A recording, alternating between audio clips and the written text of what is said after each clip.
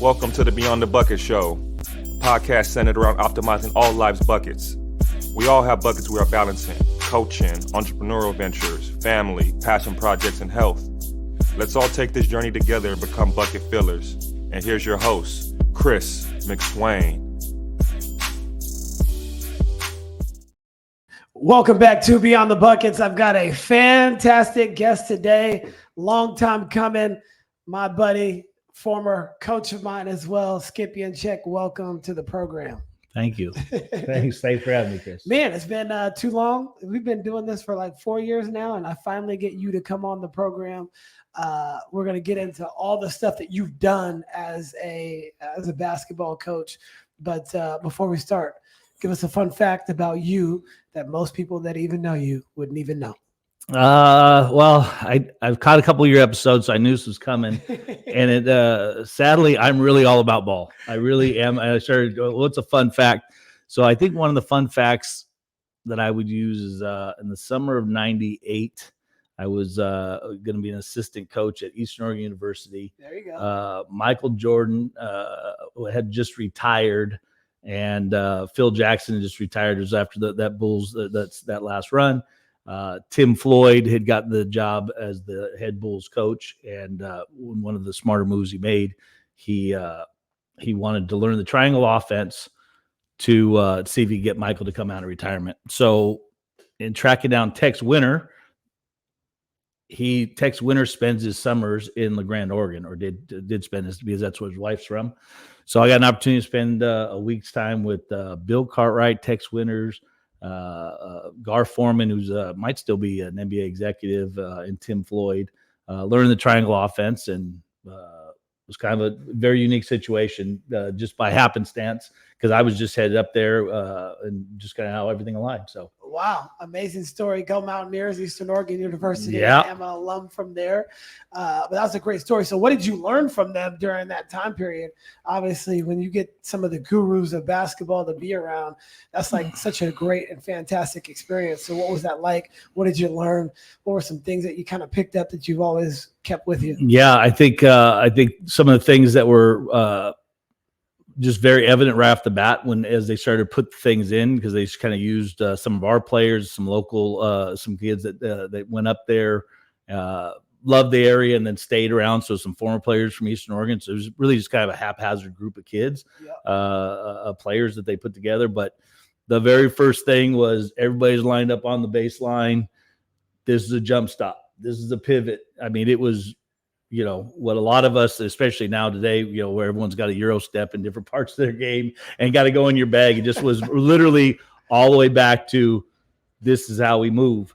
And so then, and I was, how I kind of grew up on the game, very grounded in the fundamentals. So that was something that's always stayed with me, that if it was good enough, if this is what Michael Jordan is doing on the first day of practice, in back in 1997, then darn it, it's probably good enough for us to do it. And, any year we're coaching basketball. For sure. So there was that one. And then the other one really kind of led me back to high school. And before you coaching. Go on that, before you finish that statement, like the fundamentals are like the easiest play. If you do it the right way, you can make somebody look stupid. Yeah, absolutely. And so the jump stops, the shot fakes, the ball fakes, and every time you start to get into this position where you're a coach, you see all this cool stuff.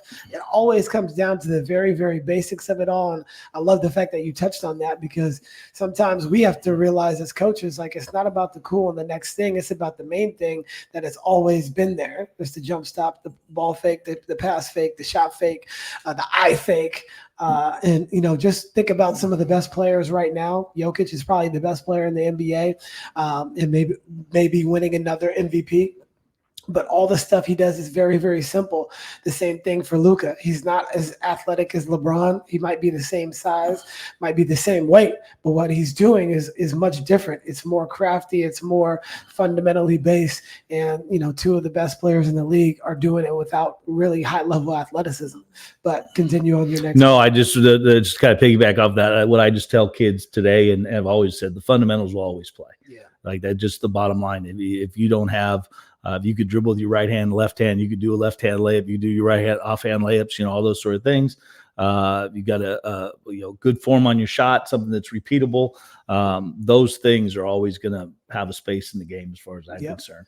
And being efficient, minimal dribbles. Yeah. Get into your spots. I was just listening to a podcast with Tracy McGrady, and he was talking about it was no dribbles, one dribble, two dribble, pull up to get to a spot. And then it was very difficult because he could get all the way to the rim. Mm-hmm. So when he got that one dribble, two dribble pull up, it made it almost next to impossible to actually be able to guard. And so, just a great reminder for somebody that knows about the fundamentals in all aspects, the fundamentals over everything, FOE. Yeah.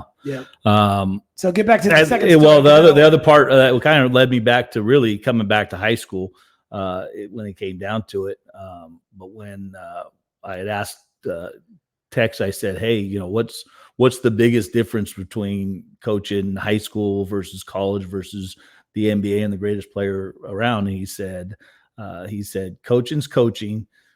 It's just the higher level you go, you get paid for all the minutes you're thinking about coaching."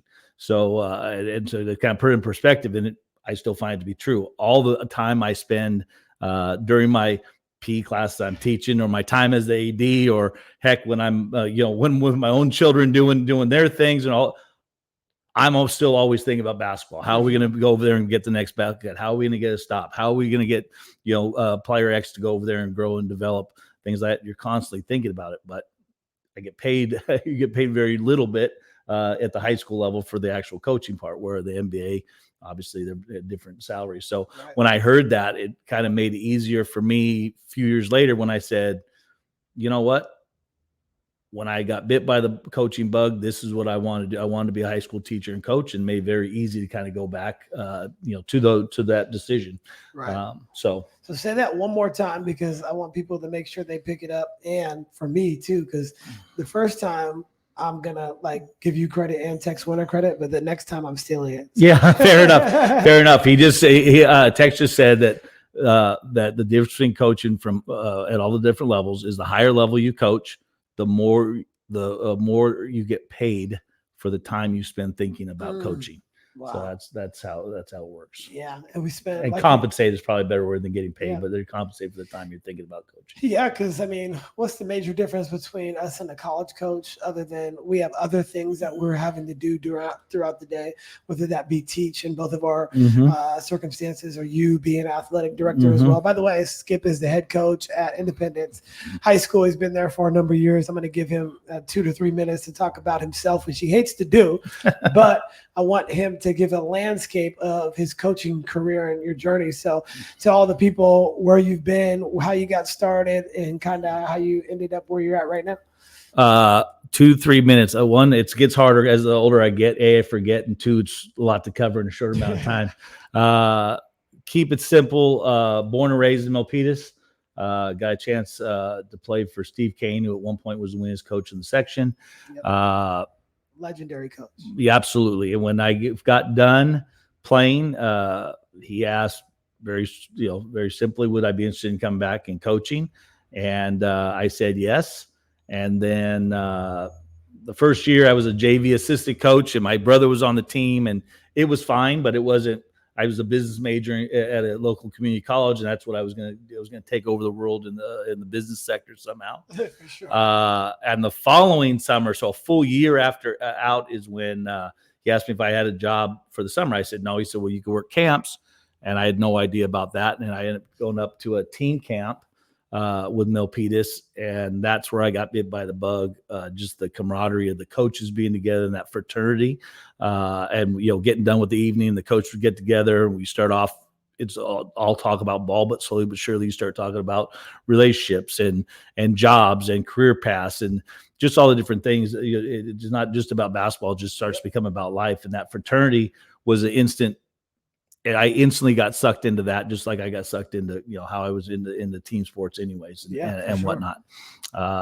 And then at the very last game of the team camp, Coach Kane had said, hey, you take the team. I'm just going to sit on this side. And so game came down to the end, and we had a young man who we called Horse.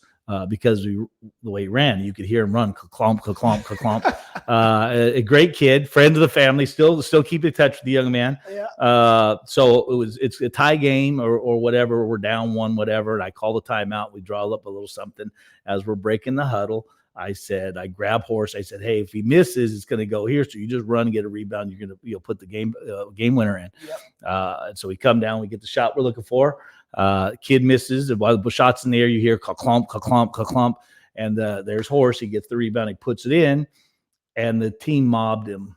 It was like, we just won the national championship or something. And the smile on the face, how the kids embraced him, all those things, that was it between the fraternity of the coaches and seeing the kids embrace this young man. That's it. I went back home and I changed. I was going to be a PE teacher and a basketball coach, and the rest is history. And from there, it's been a lot of different stops. I've had a very, very unique career. So that was your first injection. But that was it. That was the injection. All of a sudden, it was like, oh, I found my calling. That's it. Yeah. I found my calling, and there was no going back from there. And was there at Milpitas for another 4 or 5 years, then Mitty for a couple of years as assistant and JV coach.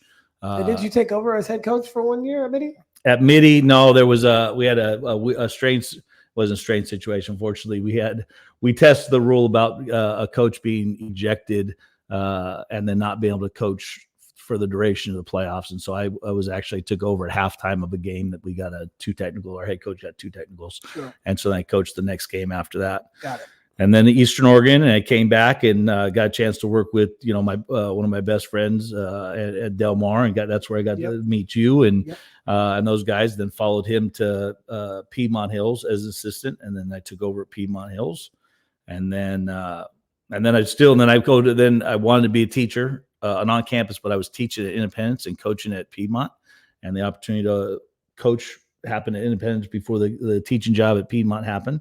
So that's how I ended up doing both at Independence, and then there it doesn't stop, because then I go out to Indiana for a couple of years and I coach at Arlington High School as an assistant coach, inner city Indianapolis, and that was there's a reason Hoosiers was filmed about Indiana basketball, so that was a whole nother experience and a great time. And every even the middle schools have 5 gymnasiums. Oh yeah. Everybody's middle schools huge, either really big gyms or multiple gyms. Absolutely, every Carmel place. High School, their gym I think holds 5,000. Oh yeah, or something like that. Which we got the opportunity to take our AAU guys out there back in 2016.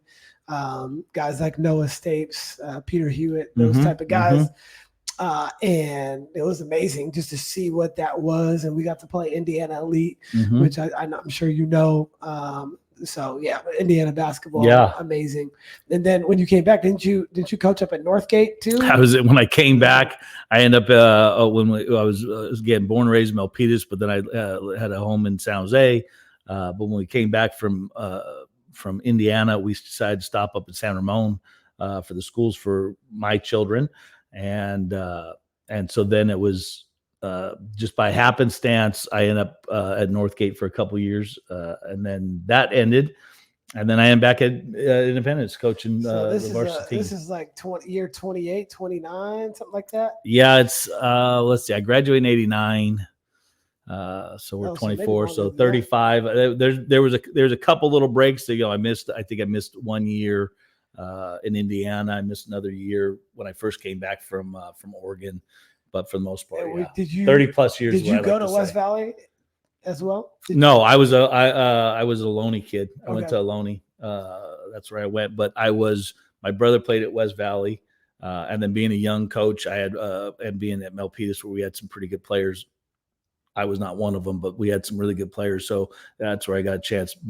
Coach Burton was already a big name back in the late 80s, early 90s. They had teams that were playing in the state championships, back then. So that's where I got to know him, and I got to a bunch of other guys because Brad Quinnett and my brother both played each other. That's where you met Brad? That's where I met Brad. When your brother was playing at West Valley. Played together at West Valley. Yeah. Okay, gotcha. Yeah. And then how did that relationship blossom? Really just it started there. In the old days, AAU used to be was really the RT league, Raytown, and before that, Curtis really started the league. They ran it at San Jose City College, and so my early coaching chops in the off season, I would just go and sit down on a bench at San Jose City College, like at 9:00 in the morning. And every hour, a different, every hour, a different 10 kids would sit next to me, and I would coach in these games. And so I obviously I knew a bunch of the players, from the area from that. So I knew who Brad was, obviously, and coaching high school back then. It was, the leading scorer in the section. It's probably easy to know who that is. And then got to know, because him and my brother became really close. And so when I came back from Oregon, my brother was his roommate and was moving out, and Brad was looking for another roommate. And so then I said, okay, I'm in. And that's where really the friendship started, was closer to my 30s. Gotcha. After I'd done years of coaching, but I got to know him pretty well while he was at West Valley. Yeah. And then, so did you come our junior year or senior year? I forgot which one. So I was around the junior year, but senior year was, but I was after you guys. So Duncan was there our whole junior year. He was not coaching our senior year. Mm-hmm. And that's when you came in and kind of took over for his role. Yeah. Stuff like that. We've talked about that off camera a lot, just about the whole experience and things like that. First of all, what a great experience. I'm getting ready to go hang out with Ryan Legod here. He's got his two kids, his two boys, and I'll see him this evening. I was with Jason Campbell. I was with Jeremy. Jeremy just got married. Jason was in the wedding. Rodney was there. I was there. What a group that we're still all very close to this day. Yeah. And what a just special time to actually grow up in basketball. And, you can think about it so many different ways, but I think about that time really shaping all of us, the people that we all became. Almost everybody that was on that team is doing something successful in their own life, whatever it may be. And I think you guys had a lot to do with that. I think we were a very talented group. We were talking about it because, like, when Ryan and Steve came over, well, that took the starting spots from Belton, myself, Rodney. It took Jeremy. Yeah, it took starting spots away, but we didn't care because we all kind of grew up together in the same area. Rodney and Jeremy, they went to Monroe.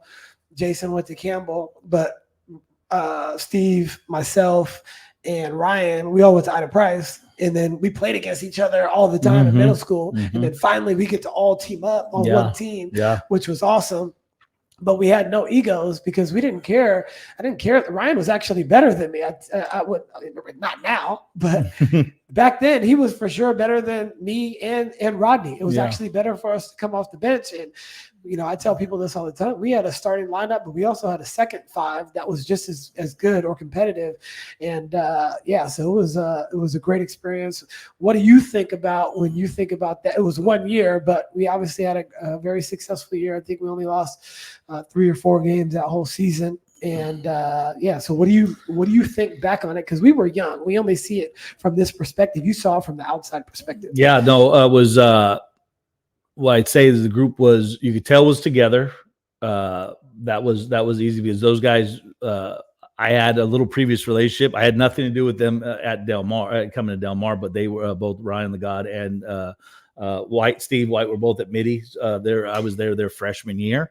So then all of a sudden, I show up and then they show up at the same time. I'm like, holy cow, this is, I already knew because I was, watching. I saw you guys in the section finals at your junior year, and I'm going, gosh, we have all these guys, and everybody returned that. And everybody. But you instantly could see everyone was together. And we also was grounded in competition because we used to, as I recall, the practices were always tough. Obviously, had 2 demanding coaches, but then on top of that, you have demanding coaches, but kids sometimes full with demanding coaches. You guys didn't. You guys were constantly rising. We would have battling practices. That's also when we started. We changed how we played a little bit from the previous year. We became a full court man team. So now all of a sudden, since we're getting after it and pressuring teams, now we're playing fast. So now we're playing more guys, try to accommodate, because we do know, gosh, it's everybody, if you're on a team, you want to play. And as many good players as you have, you want to play. So how do you go over there and make all those things work? So anyways, it was a special group of kids, and not surprising. It doesn't surprise me that they're doing well because they were hard workers back then, and that probably had a lot to do with their families that I didn't have great chance to get to know, but it's not hard to figure out if the people are being pushed at home, they're being held accountable at home, they're coming to school and those same things are happening, with our teams and whatnot. So right.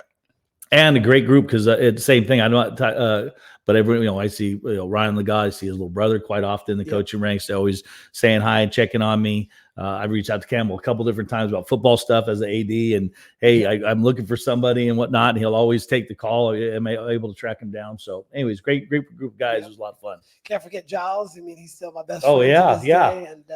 And another one, the coaching Coop, tree. And Coop, obviously. Yeah.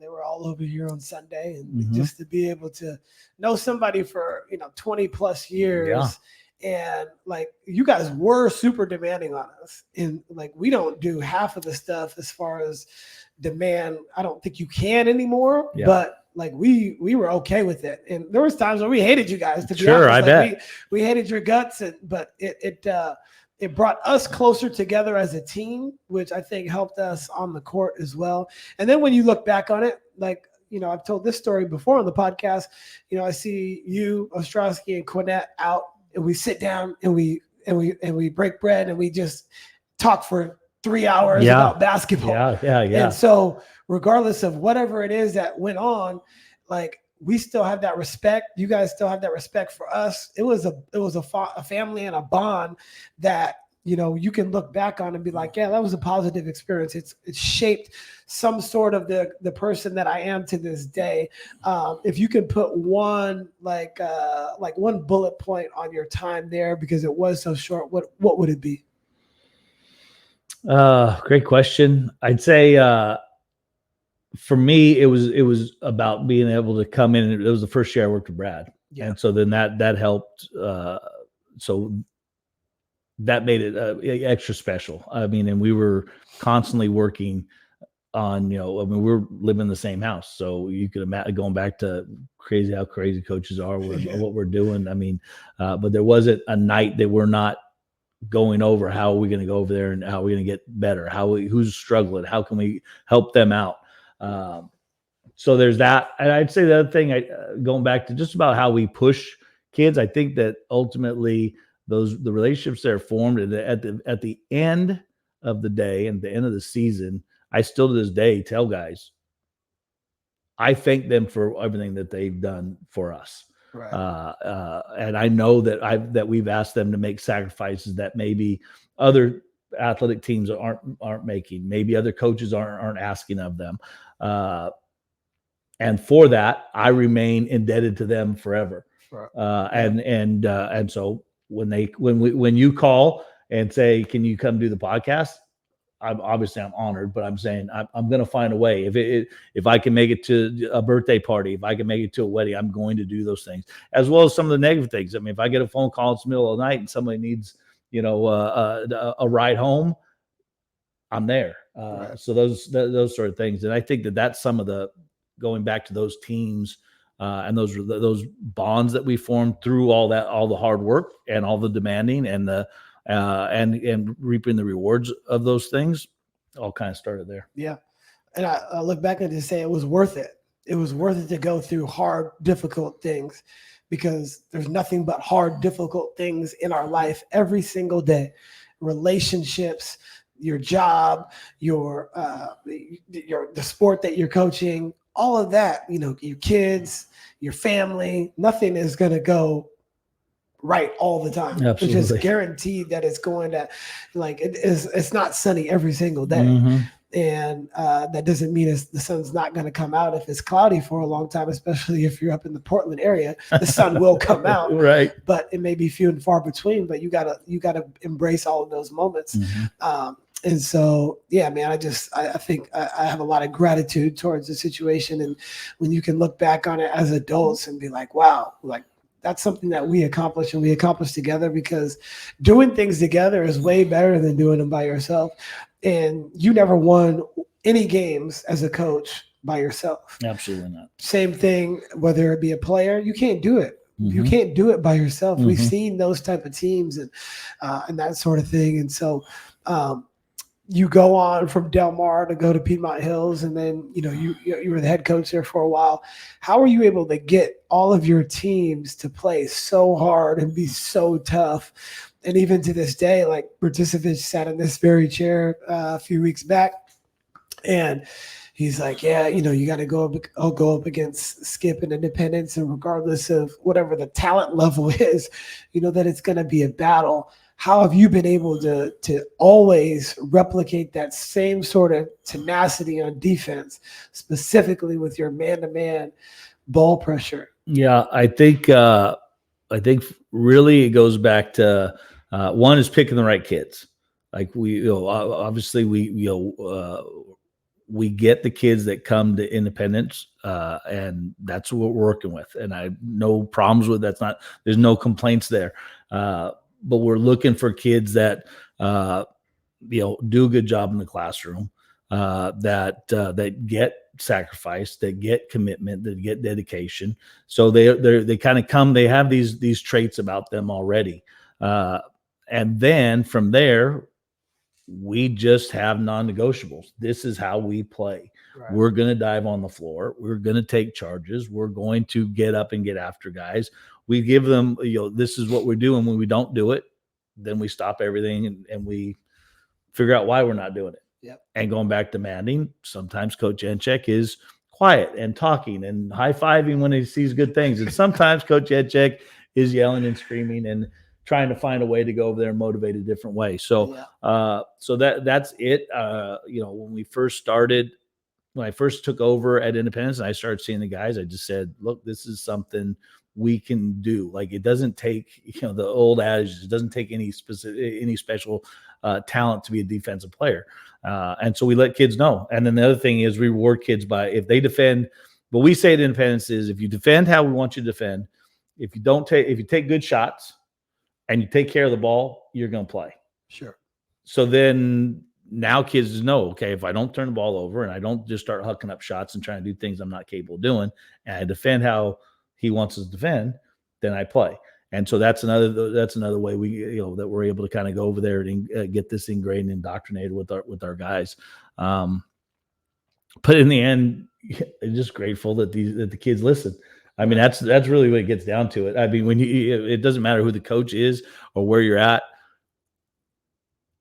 I can ask kids to do things. I can demand kids to do things, and kid could say, "The hell with this, I'm leaving," or they could say, "No, what are you going to do about it?" Put you in different positions. I've been fortunate that everything we've ever asked of our kids, they've always done, and they've always bought in. And I'm very, very grateful for that, and don't forget about that any day of the week of the year sort of thing. So I'm fortunate. Now, did you coach with Burton at West Valley, or your brother was just there? No, my brother was just there. I worked his camp one year. There was a year where he didn't have someone to be a director for his basketball camp, so I ran the camp for him one year, which those sort of things. So but he just was a mentor that way. And Bob always had his practices were always open to high school coaches.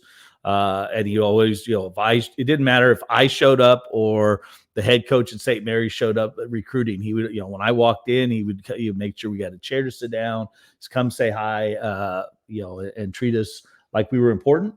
And welcome. And so got, a chance to watch a lot of practices, up close and personal. And that probably did have some, because, my high school coach was demanding, but he was also a Christian man. And he brought that to us, a very unique situation, even for the 80s. We prayed before every game at a public school. Yep. And so I can remember getting taken out of a game, a playoff game, because I used a certain 4-letter word that he didn't appreciate. It just kind of like I screwed something up. I've never heard you use any of those words. So. But I made a mistake, and I kind of turned, and all of a sudden the buzzer sound, and he says, he got it. I mean, so that was the experience I have. Which, if you played for me, you've seen me coach, you're like, that's where this guy came from. Well, That is where I came from. But there have been other influences, and I'll in the end, I got to be authentic to who I am. So for sure.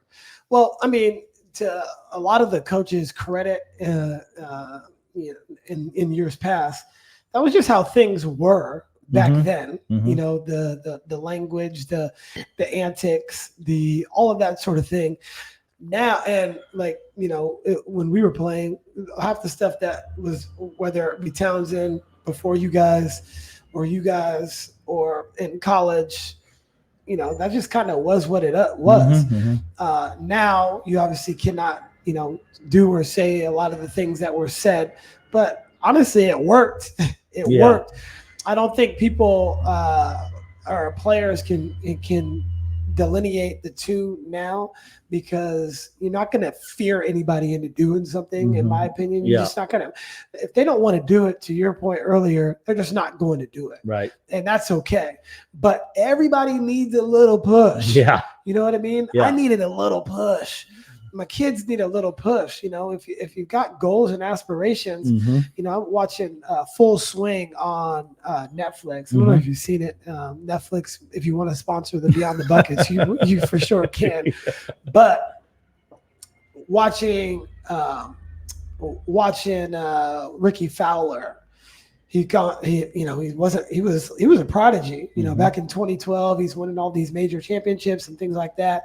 And now you look at in 2024, or in this case, I think they filmed 22 or 23. Now he's going back to his old swing coach back in the day. And the guy really wasn't doing much other than like, hey man, this is a nice shot. Or just what'd you eat last night? Oh, did you get some wine? And he's talking, I might have had 2 glasses. Yeah. And something like that. And it's just small little micro increments to get what you need to get to.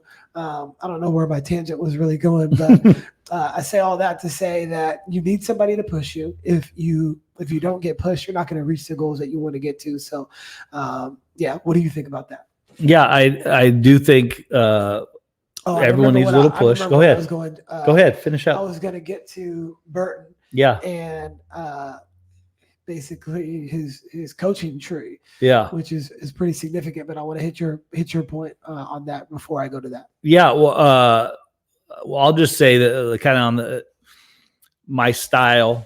Coach Burton, it's funny you bring him up. He always makes a point to come out to the Pioneer Independence games when we have them. We're in the same league, and after every game now, he comes up. He's like, "Man, you still get after. You're the only guy that still gets after guys still."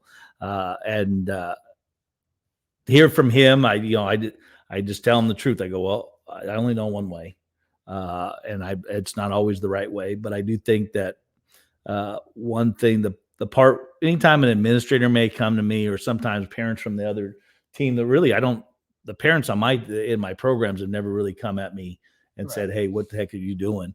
And I think that the reason is what they don't see is how much relationship building goes into. Like if you just come to one game and see Coach Yenchik happen to lose his mind on the sideline, you're like, "Wow, that guy's a mess." And I wouldn't disagree with you. But at the same time, when you start going, how many meals I provided, how many sandwiches I've made, how many car rides I've driven, how many times I make sure and this really this goes way back to Coach Kane, because he had the experience where his high school coach did not like it just only talked to him about basketball. That's all it really was. And so I saw, my high school coach, when we're walking down the hall or walking, he'd stop in and, how are things going? How are the grades? Usually a little joke if you're dating somebody about, whether you should be dating someone during basketball season, whatever. I remember those jokes. But I remember those jokes. Yeah. So anyways, so that really does come. So it's all that relationship building so that they know that I have their back, that when should I be angry with them, or I'd be angry at a situation and I'm, using colorful language, or I'm got the little, the red face and the little vein popping out of the temple, they know where it's coming from. It may not feel like love at that moment, but it is, hey, we were trying to find a way to find just a little bit more juice at that time. And that's where that extra push comes in. Some people, trust me, every year I say I'm going to be more positive. Every year I say I'm going to give more high fives, more fist bumps. And I start off strong. And in the end, you got to be authentic. And I find myself doing, kind of giving that push. And usually the hugs and high fives usually coming off, behind closed doors.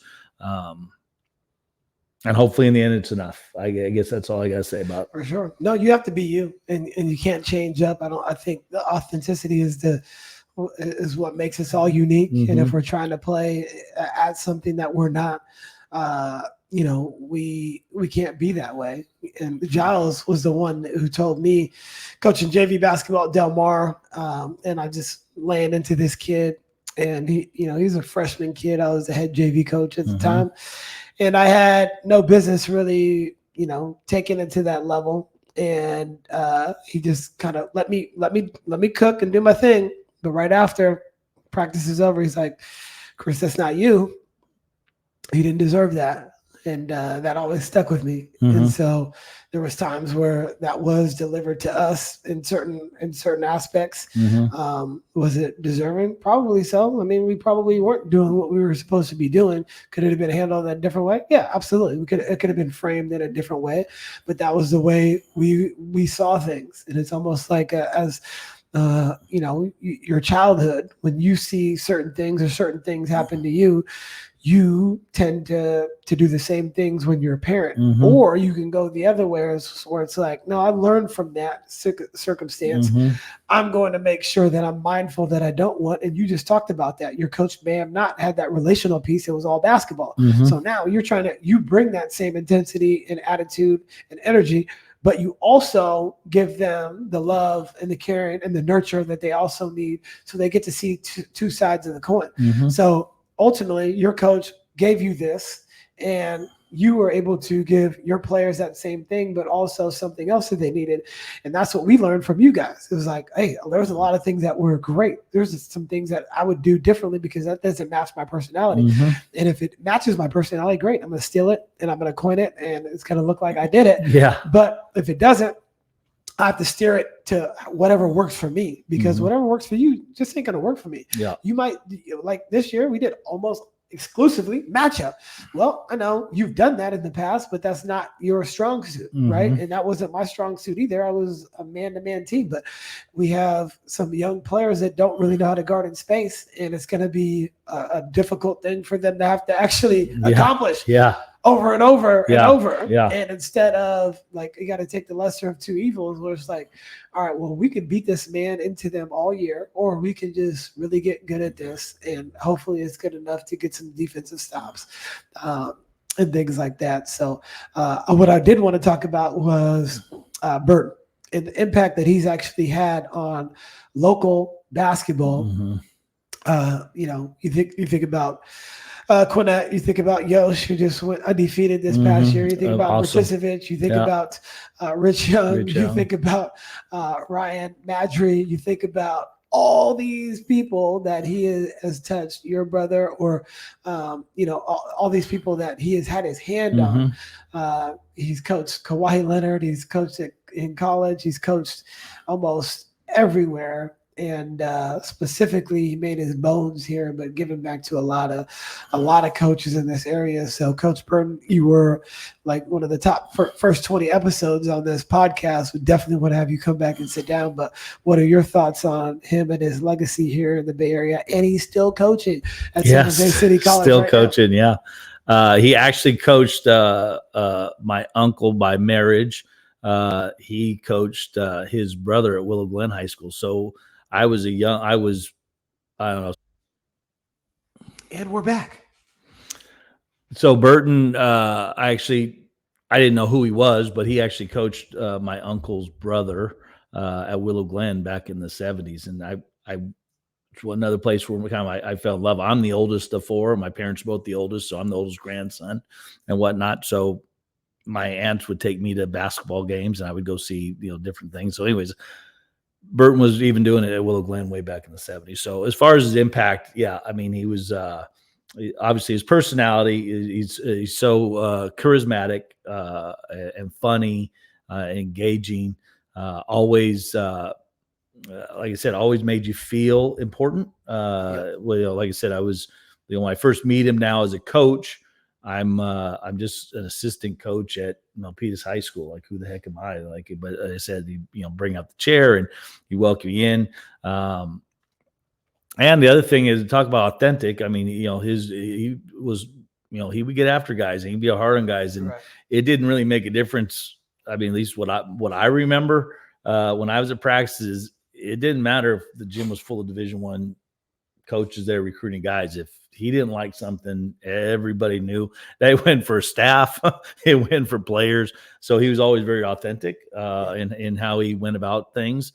And so, anyways, just he was definitely a guy that, to me, kind of the next level from being just kind of a local career high school coach, is what my coach was, to somebody who was a local coach that went to college, and then it was much later, when he went down as a head, 4-year college coach and whatnot. So, anyways, for sure, he's touched a lot of people, my life included, my brother, and still when I run into him, Burton today, first question out is how's Kevin doing? Yeah. So, anyways. What so you've been in coaching for a long time in a lot of different places. What's like the biggest thing that you would say that most successful programs all have? Good players. Good players. There's no question about that.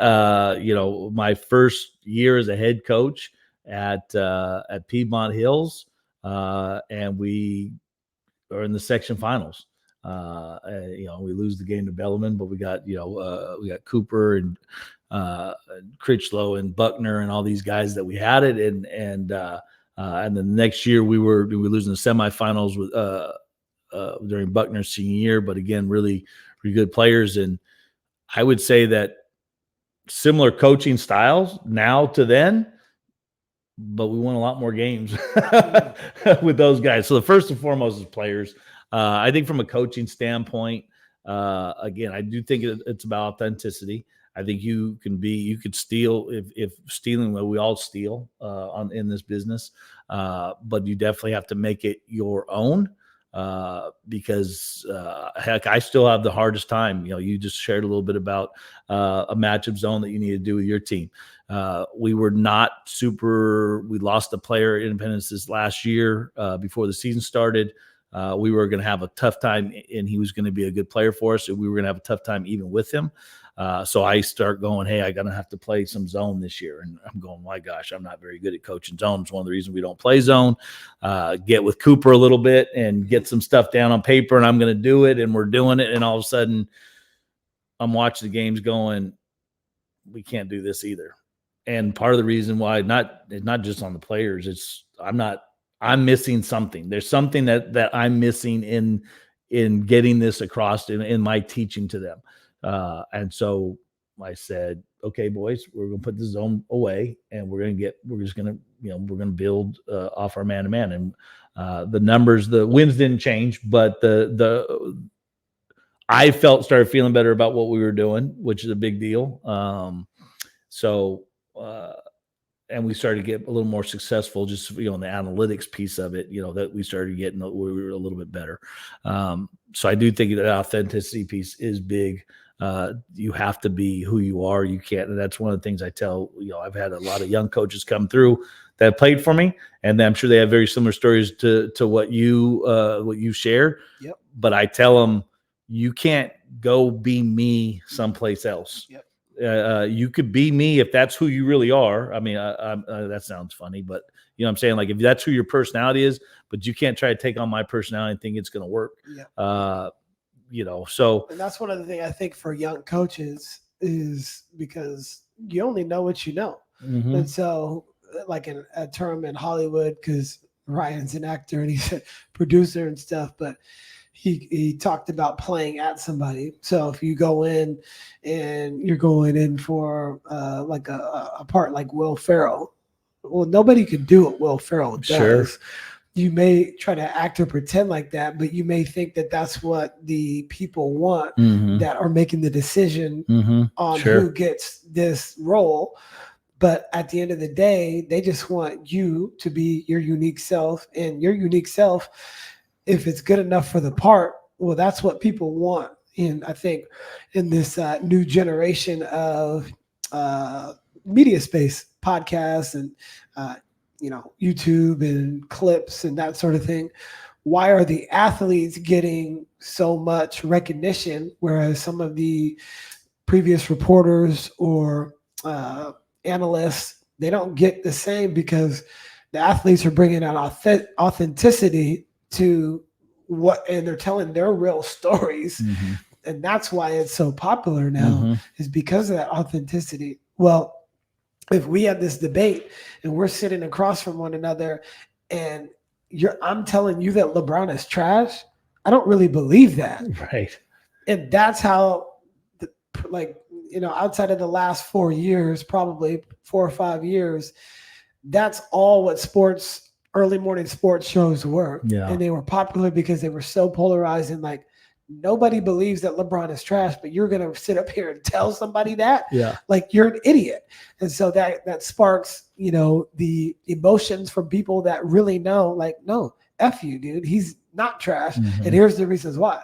And you can tweak one little stat to be like, no, he missed his free throw in the clutch time, and that's why he's not Right. this and he's not that. And these dudes made millions off of it. Right. But that gravy train is slowly coming to a halt, Yeah. because now you have players telling their own perspectives, and then they bring on their own friends to talk about that.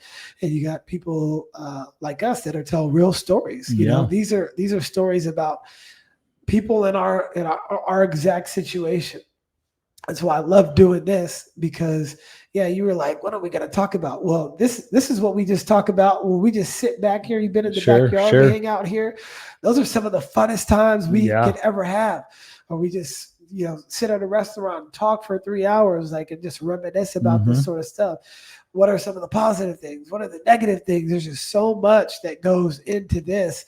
And that's why it sticks with people. But again, it's to that authenticity that you mentioned. Yeah. And so I think that's kind of where it starts with coaching and being successful. And then I think from there, I tell all young coaches, because the same advice was given to me by Steve Kane. When I said I wanted to coach, he said, write down your philosophy. And then he said, not just offense, defense, but how what do you stand for? What are the important things to you that you want to get across to your players and the parents and the faculty and everything? Like, put all that stuff on paper. And so that's what I did. And I'd give the same recommendation to all young coaches. When's the last time you revised it? It's probably been a few years now. I mean, but I used to revise it I'd revisit it every year. And I'd sit back, I'll tell you this, that I haven't revised it in a while. But I'll tell you right now, if anything ever comes up that's new that I haven't had before, I go back to that. Because in the moment, of course, if God forbid it's your best player, that did something, and you want to compromise your morals and find a way to get him back on the floor or her on the floor, for the big game. Yep. I got to go back to that and go get myself. Okay, let's get grounded. Let's remove the emotion from it. It's going to be a hard conversation that I'm going to have if that's who I am. But ultimately, I got to remember, I'm not just a coach. I'm also a mentor and an educator, and so those sort of things. So for me, I always revisit, especially during the tough situations. When tough situations arise, that's when I fall back on that. That brings up a story that I do have. It was like a NorCal quarterfinal game a few years back. Our best player, first team all CCS, misses the shooter, or late to the shoot around. Not super late, but the standard is, like, if you are going to be late, just communicate with us, and we got no issues really. It'll be easier if you just communicate, because if you're about to be late. Yeah. Like even if it's 5 minutes before. But she pulled up late, and we had to go on the road and play. And the rule was she doesn't start. And it just was one of those things. And then this past year, we had a similar thing. All right, be at the game. It's a home game. So be at the game. hour early so we could start, doing our warm ups and shooting. And she, best player, came late. Well, the senior captain's like, because I was like inclined to like almost go away from it and be like, oh, yeah, things happen. But I had my assistant coach talk to our captain. And the other one was a captain too. And she's like, well, I remember when I was a freshman and I got brought up and so-and-so was late. They didn't start. So that should probably be the same thing. Like, yeah, you're right. Like, and I was going to be fine either way, but for her to remember that and say that as the reason why you have standards, that's the reason why I will, add things every single year, like you said. It's just, and it's more about our identity. What is 3 things on offense, 3 things on defense? What do we stand for? I have a couple different acronyms: CARE, which is consistent, attitude, respect, and then energy and effort. And then I created a new one this year. Like, what does trust mean in a team? And then I came up with true reliability and understanding strengthens teams. That's trust. And so we talk about these sort of things. That one I'll steal, Coach. You should. I like that one. I spent a lot of time trying to put I like that one. But when you write that stuff down, it's easier for you to rattle off because this is what we stand for. And so when you get in front of the parents, when you get in front of the player, you're like, I've already gone over this. I thought about this a significant amount. This is actually what I really believe in. And so, I've got nothing but Google Docs with all this stuff on there. And if anybody wants it, I'm happy to send it to you because it might not be applicable to you, but you may be able to use some of it for your program. I know some of the best coaches send out newsletters with all the plays, all that. Mike Neighbors, when he was at Washington, I don't know if you were on his, but his email list was significant. Yeah. He would get that thing every single week. The time management that it had, and he branded it all. There's a lot of great coaches out there. Doug Novak, he has a great website that shows like all his offense, just a bunch of sort of stuff. And I have all that stuff getting ready to give out too. So we film all of our practices. Yeah. I heard your school district might not allow huddle cameras. Two different districts. Okay. We have the cameras locked and loaded in Sixerville. Joe was like, he's like, don't get me started. I was like, yeah. But I think that's a very good point. And so if you don't have a philosophy, you definitely need to get one. And if you do have one, like revising it. Every year, revisiting it, going over it with the players. This is what we stand for. Give them a player packet. It's okay to get the information out there. Who cares? Yeah. If you go scout my game anyway, you're going to know what we run. Right. Right.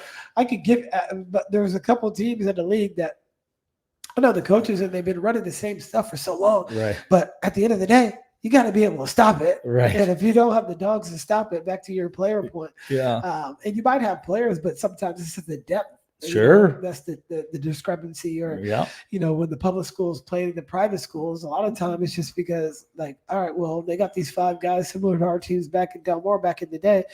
They're bringing off another 5-6 players that can actually play on our team that might be starter or be better than some of the players in our starting lineup. So that brings me to a point about, like, you've coached in the WCL and you've coached in public schools for me. You've coached in Indiana. Tell me about like the discrepancies between public schools and private schools, because we're all in the same ocean, different boats, but the problems and issues we all have, they're just different. So what are your thoughts on the public-private thing? So I'd say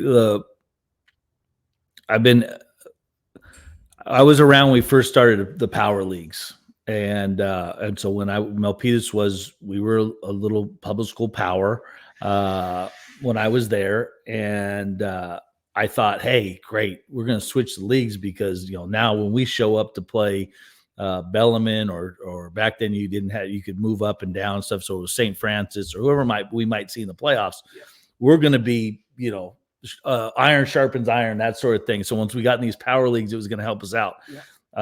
And we would show up to play Bellarmine or St. Francis or Reardon or whoever it is, and we'd get one here and there, but ultimately we lose. And so I've kind of got, and then when I went to Midi, what year was this? This is going, you're talking about the early 90s, Okay. the early 90s when this is happening. And by the way, like the WCAL, it's been around. It hasn't had as many teams as it has now. Yeah. But we were competing with the WCAL. Oh, absolutely. Back then, back in that time, I mean, there's no open division. So, so your junior year, you lose the Midi in the finals. Yep. And then the next year we lose to Sacred Heart Cathedral in the semis. Yep. So it's, and so back what I'm taught, even before that, I'm pretty sure it was still the same, but you were in your division, but one thing you could do is you could move up. So, St. Francis a lot of time would move up. There was a number of years where they went from, instead of being Division 3 or wherever they were at, they'd be Division 1.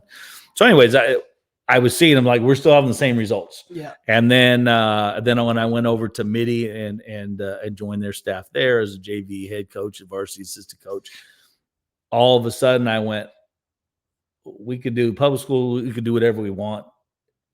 That league is so unforgiving. I know I don't know if that's the right word I want to use to articulate, but I can remember this was before Midi is what it is today on the boys' side. The female sports were already rocking and rolling, but the guys' side they'd had some success. But when I'm there, we were really trying to ascend at that point. And so, well, that's when you guys really started to take off because Brandon Worthy came. Yeah, so the last class that I was a part of attracting. That was the group that came over there. That was like when things started to change. Yep. Brandon single-handedly beat us. Yep. When he was a sophomore. Yep. And so that was anyway. So that's all. I'm kind of at the bottom of the ascension. But the point of the story is, we play Reardon on a Friday night at our place. And we hadn't beat Reardon in, I don't know, 30 years, 20 years, whatever the story was. And we lose a heartbreaker in double overtime on a Friday night at home.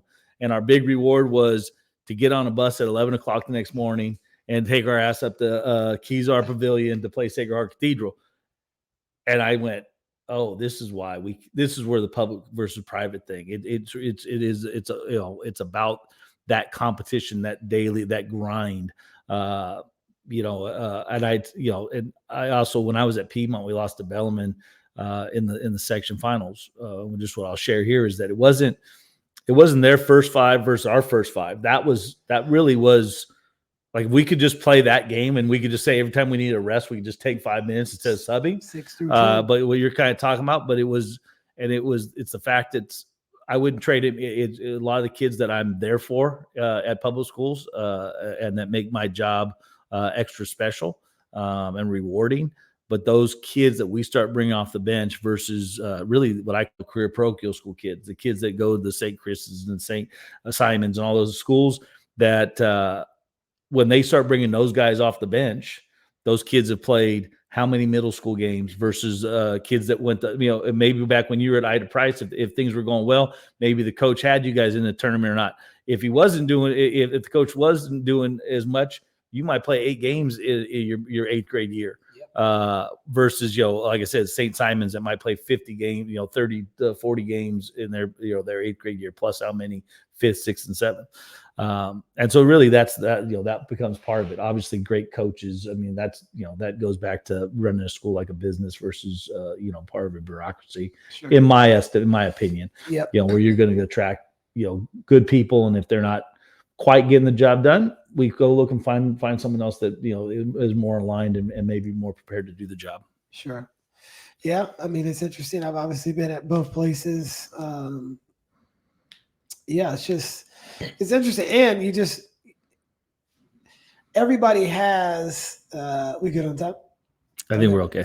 We'll wrap it up here shortly, but like everybody's going to have their challenges no matter where you're at. Absolutely. And I have a lot of respect for people like you that have maintained a high presence in a public school, especially in areas where it may be, harder to win because of the circumstances that were around it. And then every time you get, a group of kids that are able to really rise up, you get them to play at the level and be able to compete or even beat some of these top level teams. I think of my brother-in-law, Nate Anderson, who coaches and teaches at Oak Grove. Same thing with Rich. They stay into those environments, and those kids really need them there. I think most people can coach in the situations that we have at the WCAL because you just have more resources. It's usually better players. If your school has attracted those type of players to come there, and it's just so difficult year in and year out because you don't know what's coming in.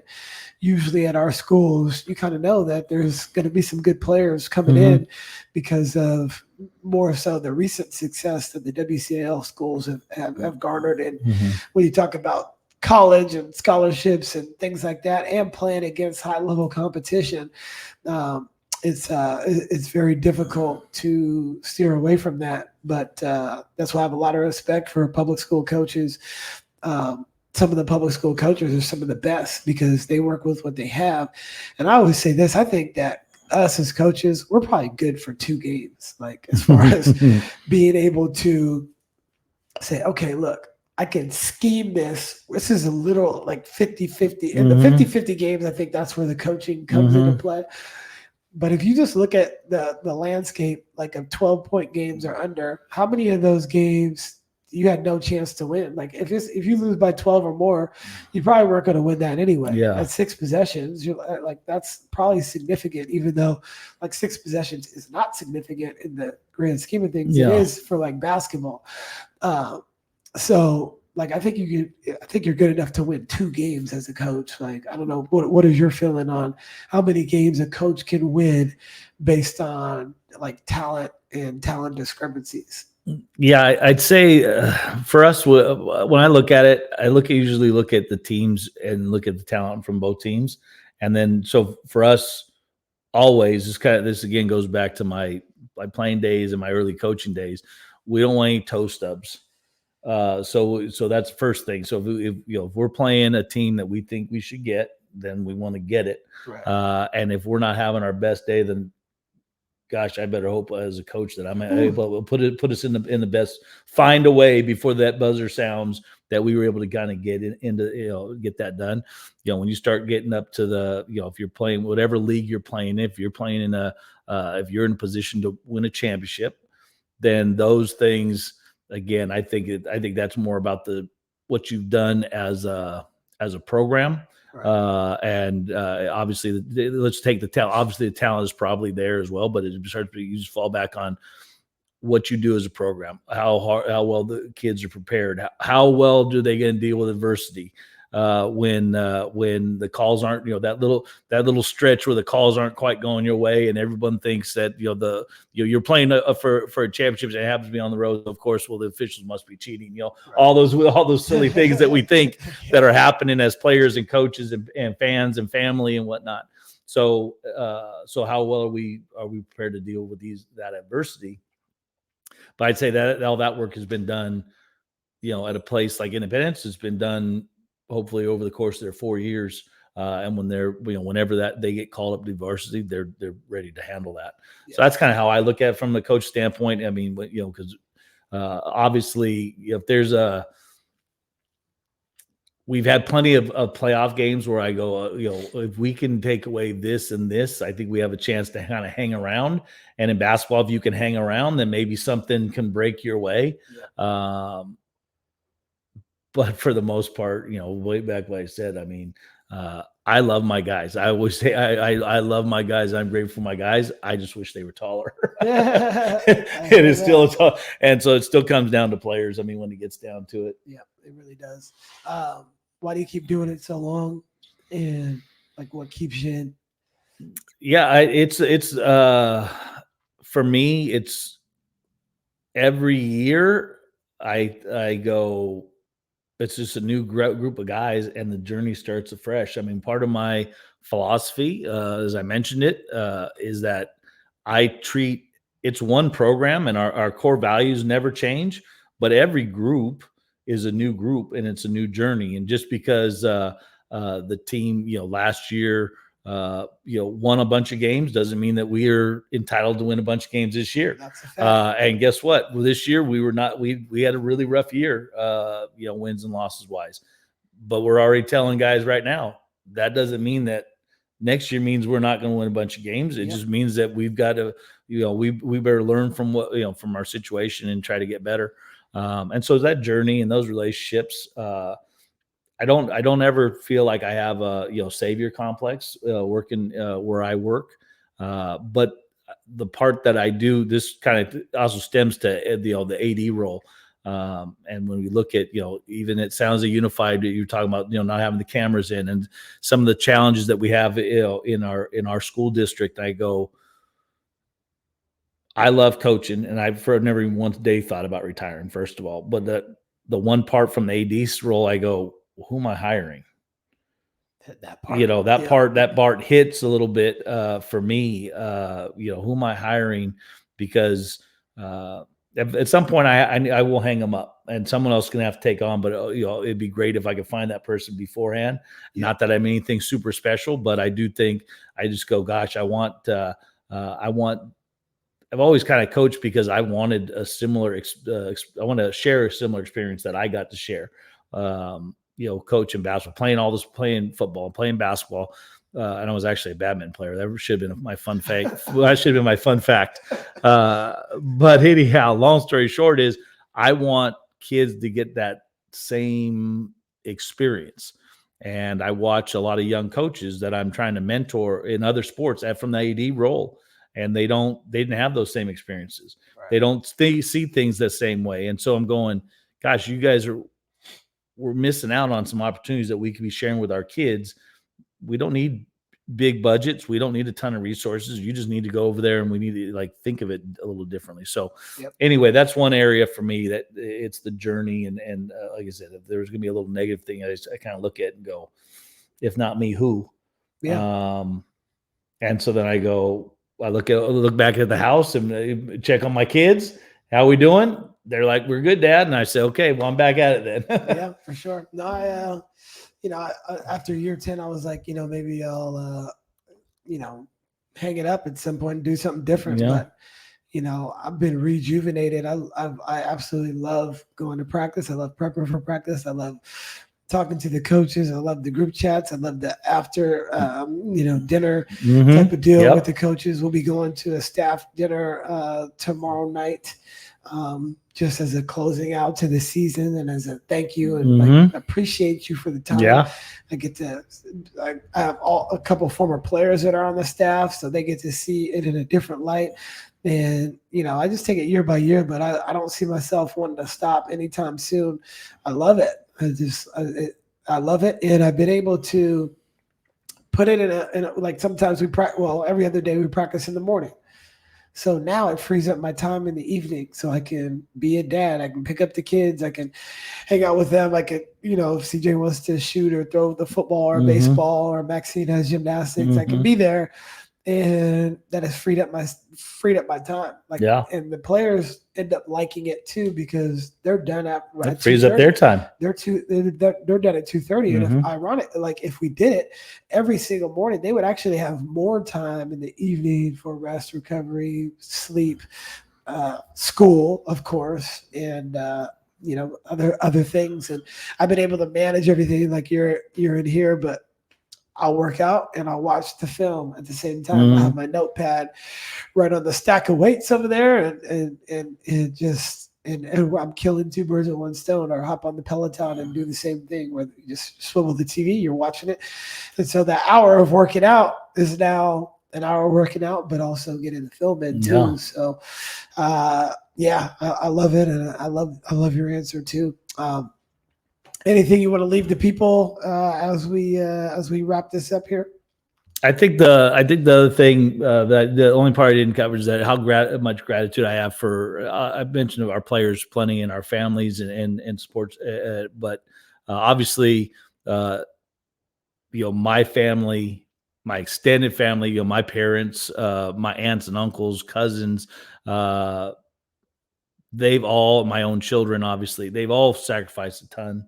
Yeah. To be a part of this thing. And you have to, going back to kind of coaches and young coaches might be listening, find people that will align that way and can support you that way and can understand.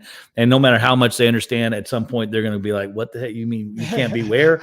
And then and you need to depend on if you're married to that person, you need to go over there and back up a little bit and reassess what you're doing and how you're spending your time. I agree. And then the other big thing is just how grateful I am for how the support staff and the assistant coaches and the JV coaches, and I've been very fortunate that we've every year we have guys that want to coach, and they're willing to do it for free in some situations. Right.